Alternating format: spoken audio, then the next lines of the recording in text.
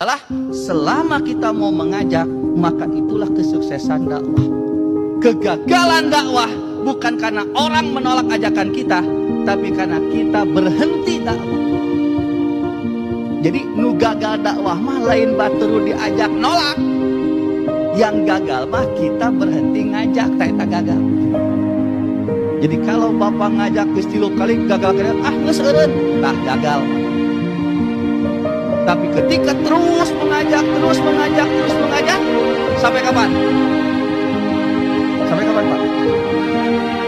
Sampai? Dakwah berhenti bukan berhenti, tapi diberhentikan. Diberhentikan oleh Allah orang yang diajaknya, atau diberhentikan kita sebagai orang yang mengajaknya. Makanya Rasulullah ketika awal-awal berdakwah, cara berpikirnya kayak apa begitu? Bila mengajak teh kudu kita. Makanya waktu itu Nabi di awal-awal dakwah, cara berpikirnya Nabi itu strategis. Siapa yang diundang? Dipilihan para pejabat, orang kaya, orang cerdas, dengan harapan kalau mereka diajak itu kemungkinan menerimanya besar. Kenapa? Mereka orang pintar, mereka orang cerdas, mereka orang-orang yang bisa diajak berpikir. Yang kedua, kalau mereka menerima, maka akan menjadi tambahan tenaga untuk suksesnya dakwah yang Nabi lakukan. Akhirnya mengadakan pengajian eksklusif, pengajian khusus nubeunghan, pengajian khusus pejabat. Jadi geus aya di bawah apa pengajian khusus. Sampai ketika Nabi sedang menyampaikan, tiba-tiba datang, sudah miskin buta lagi, namanya Ibnu Umi. Dia datang kepada Rasulullah sambil memegang baju Rasulullah. Aku pun ingin mendengarkan apa yang Allah turunkan kepada. Melihat Ibnu Maktum datang, kemudian melihat kondisi jamaah yang waktu itu banyak orang kaya, terlihat wajahnya tidak nyaman kedatangan orang miskin. Level kudu ngaji jeung cacing caunya Pak. Ieu datang cacing kalau mungkul. Ya cacing cau. Kelihatan dari mukanya Pak. Nah, Nabi waktu itu yang awal-awal dakwah merasa baper. Nabi ge baper, bawa-bawa perasaan. Melihat jamaah yang kaya merasa tidak nyaman, Nabi jadi tidak ikut tidak nyaman kepada Ibnu Maktum. Akhirnya Nabi menyusirkan sambil berbuka masa Nabi mengatakan, apa yang terjadi? Gara-gara Nabi berlaku seperti ini, ditegur oleh Allah. Turun surat Al-Masad. Abasa wa tawalla an ja'ahul. Kamu buka masam sambil berpaling gara-gara kedatangan orang yang buta. Kenapa? Karena dianggap akan mengganggu strategi Nabi yang sudah disiapkan. Karena ini akan mengganggu kenyamanan orang-orang kaya. Tapi Allah melanjutkan, wa ma yudrika la'allahu yasir.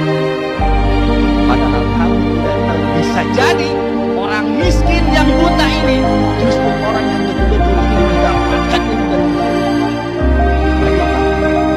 Maka jadi dalil orang ajakan pengajian khusus nubalun. Klasifikasi ilmu itu berkaitan dengan kemampuan, bukan dari segi status sosial. Nepikeun ka ieu mah khusus ngajina ge nu mobilna Mercy hungkul, anu make angkot teu meunang ilmu. Ini sudah terjadi zaman Nabi, ditegur ku Allah. Sampai oleh Allah disindir Nabi, amma man istagna fa anta lahu tasaddaq. Kepada orang kaya kamu begitu bersemangat, diondang penuh bengarwa semangat, lebih ke jadwal anu dicabang, jadwal anu diimah ditinggalkeun, nah diondang ku istana. Akhirnya apa? Dibengkalaikan. Wa amma man ja'aka yas'a wa huwa yakhsa fa anta anhu talaha. Tapi ketika ada orang yang bersungguh-sungguh ingin mendapatkan ilmu, tapi karena kondisinya miskin, kondisinya tidak jelas, dalam artian tidak jelas statusnya, talaha, kamu begitu berleha-leha, hare-hare. Oleh Allah ditegur. Artinya apa? Ditegur bahwa ternyata dakwah itu bukan begitu.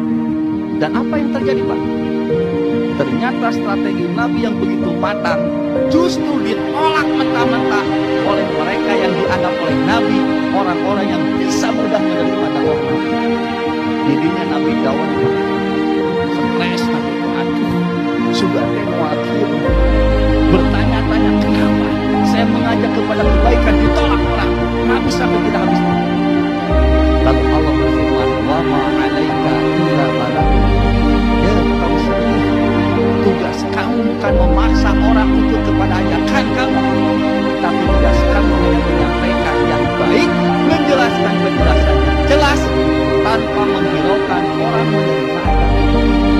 Maka dengan penjelasan ini jelas, tugas dakwah itu tidak berarti mudah. Hanya apa? Hanya mau kita menyampaikan, mau tidak kita menyampaikan, mau tidak kita mengajak. Kalau kita mau mengajak, mau menyampaikan, maka dakwah sukses. Tapi kalau kita tidak mau melakukan, banyak kehati-hatian, banyak ragu-ragu, jangan kaget kalau kemudian dakwah itu gagal.